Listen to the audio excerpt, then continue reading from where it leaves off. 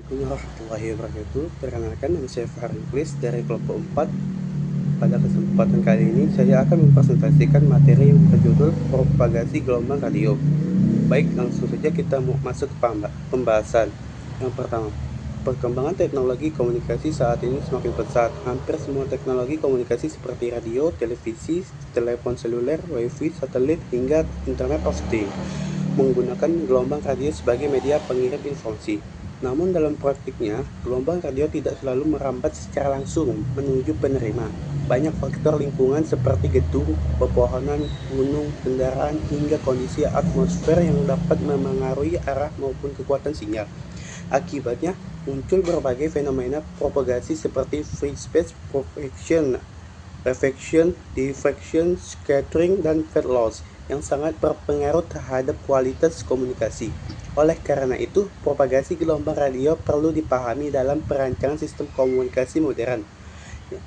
Pada materi terdapat beberapa rumusan masalah, yaitu apa yang dimaksud dengan free space propagation, bagaimana proses reflection, bagaimana mekanisme diffraction, apa yang dimaksud dengan scattering, dan apa yang dimaksud dengan fade loss. Sedangkan tujuan dari pembahasan ini adalah memahami konsep dasar propagasi gelombang radio, menjelaskan mekanisme propagasi, mengetahui faktor-faktor yang memengaruhi kualitas sinyal, memahami penerapannya dalam sistem komunikasi nirkabel.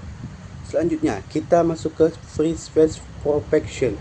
Free space propagation merupakan kondisi ideal ketika gelombang radio merambat langsung dari antena pemancar menuju antena penerima tanpa mengalami hambatan, pantulan, pembelokan, ataupun hamburan.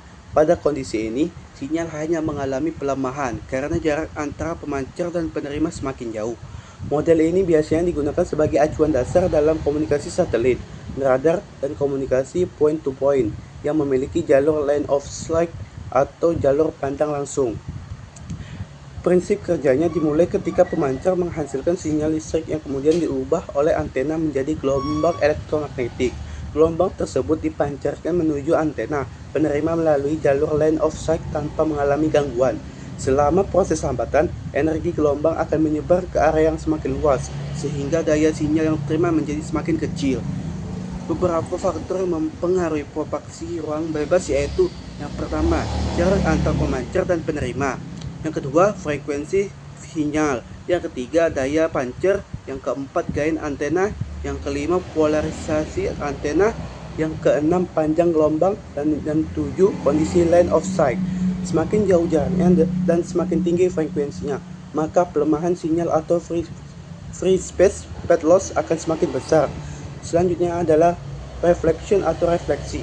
Reflection merupakan pemantulan gelombang radio ketika mengenai permukaan yang ukurannya lebih besar daripada panjang gelombang.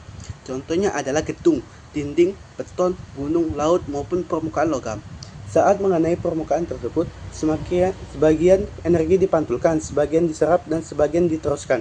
Besarnya pantulan dipengaruhi oleh sudut datang frekuensi, kekerasan permukaan, serta jenis materialnya.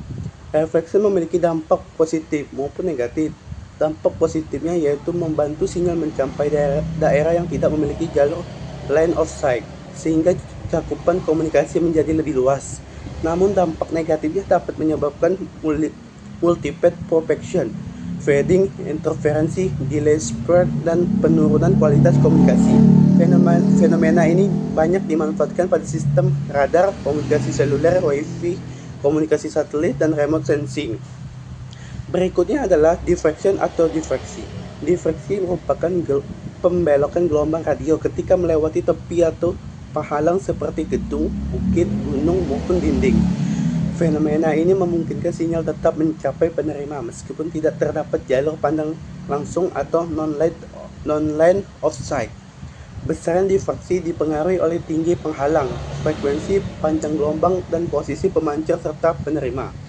Kelebihan dan diffraksi adalah memungkinkan komunikasi pada kondisi non-line of sight, memperluas cakupan jaringan, mengurangi daerah blank spot, membantu komunikasi di daerah berbukit.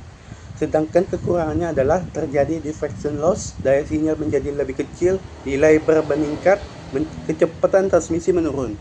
Karena itu, fenomena diffraksi harus diperhitungkan dalam penempatan antena. Selanjutnya adalah scattering atau hamburan. Scattering terjadi gelombang radio mengenai objek yang ukurannya lebih kecil atau hampir sama dengan panjang gelombang, seperti pepohonan dan daun kendaraan, tiang listrik, hujan, maupun partikel atmosfer. Akibatnya energi gelombang tersebar ke berbagai arah sehingga sinyal diterima melalui banyak lintasan dengan amplitudo, fase, dan waktu kedatangan yang berbeda. Fenomena ini menyebabkan fluktuasi sinyal atau small scale fading. Fade loss. Fade loss merupakan pelemahan daya sinyal selama proses propaksi dan pemancar menuju penerima.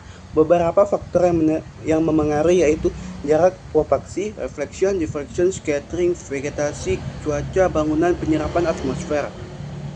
Perhitungan fade loss sangat penting dalam perancangan jaringan agar daya sinyal yang diterima masih berada di atas batas sensitivitas penerima. Kesimpulan dari materi tersebut dapat disimpulkan bahwa propaksi gelombang radio merupakan proses perhambatan gelombang elektromagnetik dari pemancar menuju penerima. Free space propagation adalah kondisi ideal tanpa hambatan, sedangkan reflection, diffraction, dan scattering merupakan fenomena yang terjadi pada kondisi nyata dan sangat mempengaruhi kualitas sinyal. Semua fenomena tersebut berkontribusi terhadap terjadinya fade loss yang menyebabkan pelemahan sinyal. Oleh karena itu, pemahaman mengenai propaksi gelombang radio sangat penting dalam merancang sistem komunikasi agar bekerja secara efektif, efisien, dan andal. Demikian presentasi yang dapat saya sampaikan. Mohon maaf apabila saya banyak kesalahan maupun kekurangan dalam penyampaian materi. Terima kasih atas perhatiannya.